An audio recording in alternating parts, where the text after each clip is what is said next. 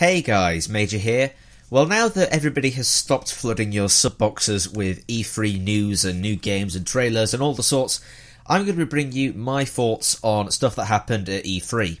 Now, this video is going to be targeted towards Fallout 4, and as you might have been able to tell from the title, it's about all the palaver that everybody has been going on about with the graphics of Fallout 4, saying that they're not as good as what they possibly could be for a game that's coming out in our times. People have been comparing it to games like The Witcher 3, which has just come out. That's also an RPG, and as we can see, it looks absolutely beautiful. But Fallout 4 kind of doesn't look anything compared to that. And quite a lot of people are worried about how the final game is going to look when it comes out compared to all of the other games that are coming out around that time. Now, I'm going to start out by saying that, yeah, the graphics are pretty underwhelming at this stage compared to the new titles that are out. I mean, we've got Batman Arkham Knight, although on the PC that has proven to not run very well at launch. That's a topic for another video though. Witcher 3, that looks beautiful. We've got games like Battlefield, all games that look pretty damn good for games of our time. Am I worried about this game though? No. I'm really not worried. One thing that you've got to keep in mind here is that we have no idea about which platform that the gameplay that was shown at E3 was captured on, or what sort of power the machine that they ran it on had. So it could have been captured on a PC, it could have been captured on a low-end PC, it's unlikely. It could have been captured on an Xbox One or a PS4, we don't know. They said nothing about what platform it was. And before you go on and say, well, there's the button prompts that say A, X and Y and all of that, that could just be an Xbox controller on a PC. We don't know, we have no idea.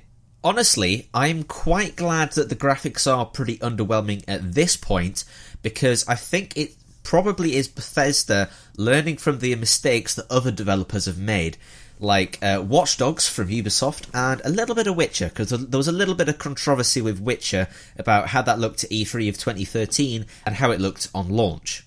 The way that Bethesda are doing this is, instead of showing us some really fancy trailer with maxed out graphics and that look absolutely beautiful and getting us all hyped up to absolute hell, what they're doing is showing us the underwhelming side of the graphics, and then when it finally comes out, we can only be impressed by how much better the graphics are, or not really hyped for really pretty graphics, and then we get disappointed when the game finally comes out and it's not as good as what we expected it to look like. The game is next-gen exclusive though, so the only limiting factor here is going to be the consoles, and I called this in a previous video, which I'll link down below, that was titled, Are Next-Gen Consoles Worth It? And at the end of that video, I came up with the point that there's going to come a time when consoles start to be the limiting factor of the potential that games have.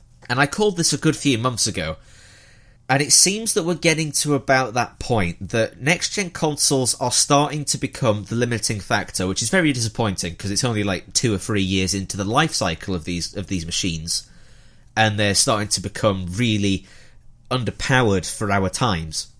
However, since I made that video, CD Projekt Red, the developer of The Witcher 3, came up with a very interesting point.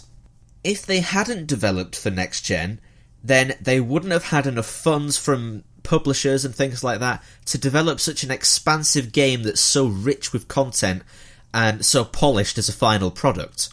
And I know as a gamer, I would much rather have a decent quality game in terms of gameplay and quantity of like quests and items and things like that. I'd much rather have things like that rather than pretty graphics. And I'm going to segue a little bit here into graphics only being one small section of a great formula that makes a good video game. You've got graphics, you've got game mechanics, you've got items, quality of quests, voice acting, and things like that. All things that just all bundle together to make such a great game. And if one of them is less underwhelming, the others should make up for it. And I'm kind of guessing that that's what's going to happen with Fallout 4. That's what's happened with the majority of Bethesda titles in the past. I mean, look at Skyrim.